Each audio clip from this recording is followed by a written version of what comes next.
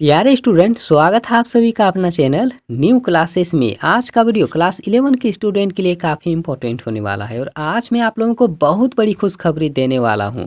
आप लोग सोच रहे थे ना कि हम लोगों का परीक्षा कब होगा और उनका मॉडल पेपर कब जारी होगा, क्योंकि काफ़ी सारे स्टूडेंट वेट कर रहे थे कि हम लोगों का परीक्षा डेट तो निकल चुका है, अगला महीना हम लोगों का एग्ज़ाम है, लेकिन मॉडल पेपर का कुछ अता पता है नहीं। लेकिन आज मैं आप लोगों को बता देता हूँ कि आप लोगों को हर एक सब्जेक्ट का जो है ना एक एक मॉडल पेपर जारी हो चुका है और यह जो मॉडल पेपर है ना जेक द्वारा जारी किया गया है। मतलब बहुत बड़ी खुशखबरी है। ठीक है, तो आप लोग हर मॉडल पेपर का अगर सॉल्यूशन चाहते हैं तो इस न्यू क्लासेस में आप लोगों को हर मॉडल पेपर का सॉल्यूशन मिल जाएगा। और आज मैं आप लोगों को हिस्ट्री सब्जेक्ट का जो सेट 1 है इसका मैं फुल सॉल्यूशन आज मैं आप लोगों को बताने वाला हूं। तो वीडियो को अंत तक देख लीजिएगा और काफ़ी सारे स्टूडेंट नए आए होंगे तो आप लोग चैनल को सब्सक्राइब करने के साथ साथ बेल के आइकन को ज़रूर दबा लीजिएगा, ताकि मैं जब भी वीडियो अपलोड करूं तो उनका नोटिफिकेशन आप लोगों के पास में पहुंचे और आप लोग जो है ना उस वीडियो को जल्दी से जल्दी देख सके। क्योंकि मॉडल पेपर जो होता है ना एग्ज़ाम से पहले पढ़ लेना काफ़ी इम्पोर्टेंट होता है। और मॉडल पेपर जो होता है ना वो एक प्रकार के ढांचा होता है। ठीक है, तो देख लीजिए यहाँ जो पहला प्रश्न दिया हुआ है ना काफ़ी इम्पोर्टेंट है। ठीक है, एक थोड़ा मैं यहाँ पर बड़ा कर देता हूँ ताकि आप लोग अच्छे से देख सकें। ठीक है, तो यहाँ पर देखिए जो यहाँ पर पहला प्रश्न है ना कि चंगेज खान की मृत्यु कब हुई थी, काफ़ी इम्पोर्टेंट है। तो इसका जो आंसर होगा ना याद रखिए, चंगेज खान की मृत्यु 1227 ईस्वी में हुआ था। मतलब डी ऑप्शन जो है इसका राइट आंसर होगा। आगे देख लीजिए जो दूसरा नंबर का प्रश्न है कि मंगोल सेना की सबसे बड़ी इकाई में कितने सैनिक शामिल थे। तो लगभग 10,000 सैनिक उसमें शामिल थे। ठीक है, सी ऑप्शन इसका करेक्ट आंसर होगा। अगला देख लीजिए कि निम्नलिखित में से किस शासक ने धर्म परिवर्तन करके इस्लाम ग्रहण कर लिया था। तो गजन खान इसका राइट आंसर होगा। ठीक है, पहला ऑप्शन जो है इसका सही जवाब होगा। आगे देख लीजिए अगला जो यहाँ पर प्रश्न आप लोग देख रहे हैं कि जर्मनी के फ्रैंक जनजाति ने किस देश का निर्माण किया है। तो याद रखिएगा फ्रांस देश का निर्माण किया था। पहला ही मतलब सी ऑप्शन जो है इसका करेक्ट आंसर होगा। आगे देख लीजिए कि छापा खाना का आविष्कार किसने किया है। तो याद रखिएगा आप लोग छापा खाना का आविष्कार जो है ना गुटेनबर्ग ने किया था। पहला पॉइंट इसका सही जवाब होगा। आगे देख लीजिए जो यहाँ पर 6 नंबर का प्रश्न है और काफ़ी इम्पोर्टेंट है। देख लीजिए दूरबीन का आविष्कार किसने किया है। तो याद रखिएगा आप लोग दूरबीन का जो आविष्कार है ना गैलीलियो ने किया है। इसका बी ऑप्शन सही जवाब होगा। अगला प्रश्न देख लीजिए कि रोमन साम्राज्य की मुख्य भाषा क्या थी। और काफ़ी इम्पोर्टेंट है आप लोगों के लिए। अगर आप लोग पुराना मॉडल पेपर अगर देखे होंगे तो उनसे ठीक है काफ़ी सारा सवाल जो है ना इस न्यू मॉडल पेपर में आप लोगों को देखने को मिलेगा। ठीक है, तो देखिए 7 नंबर का जो प्रश्न है कि रोमन साम्राज्य की मुख्य भाषा आखिर क्या थी। तो देख लीजिए लेटिन भाषा थी। ठीक है, बी ऑप्शन इसका सही जवाब होगा। और आगे देखिए जो 8 नंबर का प्रश्न है कि on the origin of species नामक पुस्तक किसने लिखी है। तो याद रखिएगा जो चार्ल्स डार्विन होगा इसका राइट आंसर होगा। ठीक है, अगला प्रश्न आप लोग देख सकते हैं जो 9 नंबर का जो प्रश्न है कि मेसोपोटामिया की पहली ज्ञात भाषा आखिर क्या थी। तो सुमेरियन भाषा इसका राइट आंसर होगा। ठीक है, और अगला प्रश्न देख सकते हैं कि निम्नलिखित में से प्राचीनतम सभ्यता कौन सी सभ्यता है। तो मेसोपोटामिया जो है सबसे प्राचीन सभ्यता है। और अगला प्रश्न आप लोग देख सकते हैं कि ऊर नगर कहाँ था। तो देखिए ऊर नगर जो है ना वो मेसोपोटामिया में ही था, लेकिन दक्षिणी मेसोपोटामिया में इसका राइट आंसर होगा। दक्षिणी मेसोपोटामिया में है। ठीक, आगे आप लोग देख सकते हैं जो अगला प्रश्न है यहाँ पर 12 नंबर का कि मेसोपोटामिया कहाँ था। काफ़ी इंपॉर्टेंट सवाल है कि मेसोपोटामिया आखिर कहाँ था। तो देख लीजिए इराक में है। मेसोपोटामिया कहाँ है, इराक में है।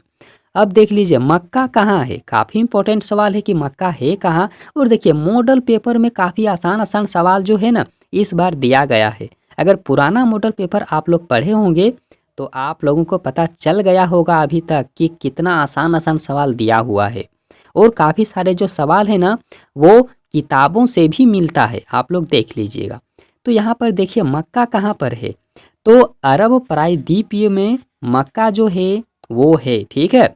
आगे देखिए जो अगला प्रश्न है यहाँ पर कि आज का मानव किस प्रजाति का है। देखिए आज का जो मानव है ना किस प्रजाति का है, तो होमो सेपियंस प्रजाति का है, पहला ऑप्शन इसका सही होगा। आगे देखिए कि मानव ने आग पर पकाकर मिट्टी के बर्तन बनाना कब आरंभ किया था, तो याद रखिएगा नवपाषाण काल में किया था, नवपाषाण काल में इसका राइट आंसर होगा।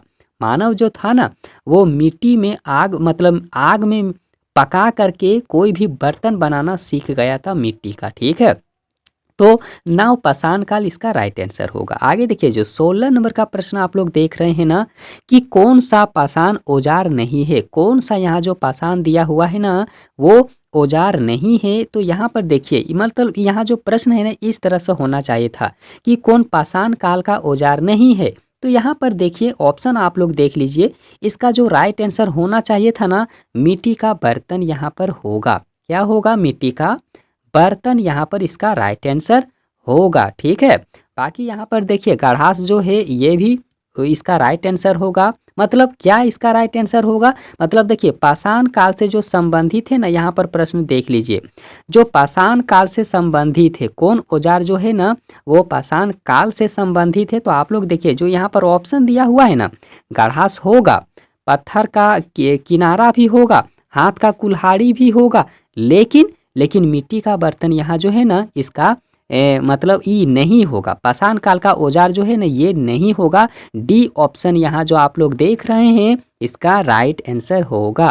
बाकी यहाँ सब है ना ये पाषाण काल का औजार है, ABC, आप लोग याद रखिएगा।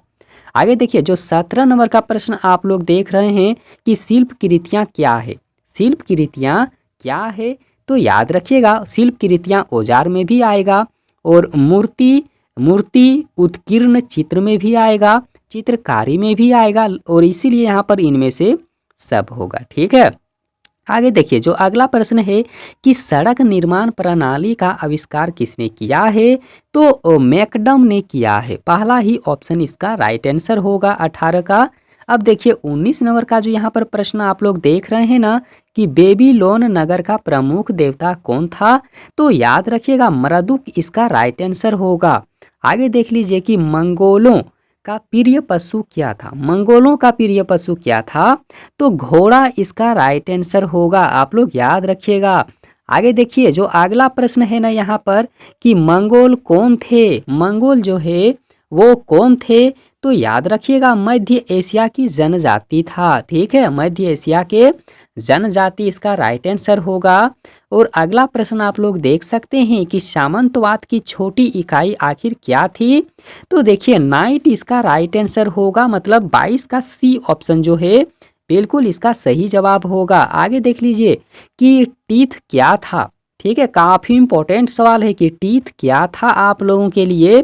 तो यहाँ पर देखिए टीथ जो है ना वो मतलब चर्च को दिया जाने वाला एक कर था, क्या था, तो चर्च को दिया जाने वाला एक कर था, मतलब यहाँ जो देख रहे हैं ना पहला ऑप्शन इसका सही जवाब होगा। आगे देख लीजिए कि सामंतवाद का अधिक्रम नहीं था, तो देखिए सामंतवाद का अधिक्रम नहीं था तो मतलब राजा होगा, ड्यूक भी होगा, नाइट भी होगा, लेकिन इनके क्रम में कौन शामिल नहीं था, तो जो किसान है ना वो शामिल नहीं थे, ठीक है। आगे देख लीजिए अगला जो प्रश्न है ना यहाँ पर 25 नंबर का कि ईसाई धर्म का प्रथम पोप किसे माना जाता था, तो याद रखिएगा ग्रिगोरी को माना जाता था, मतलब ए ऑप्शन इसका सही जवाब होगा। आगे देख लीजिए पुनर्जागरण किस देश में प्रारंभ हुआ था, काफ़ी इंपॉर्टेंट सवाल है, तो याद रखिएगा पुनर्जागरण जो है ना वो इटली देश में शुरू किया गया था, इटली देश में प्रारंभ हुआ था। अगला प्रश्न आप लोग देख सकते हैं जो 27 नंबर का प्रश्न है, और याद रखिएगा इस वीडियो में टोटल 40 ऑब्जेक्टिव प्रश्न है आप लोगों के लिए, आप लोग याद रखिएगा, ठीक है।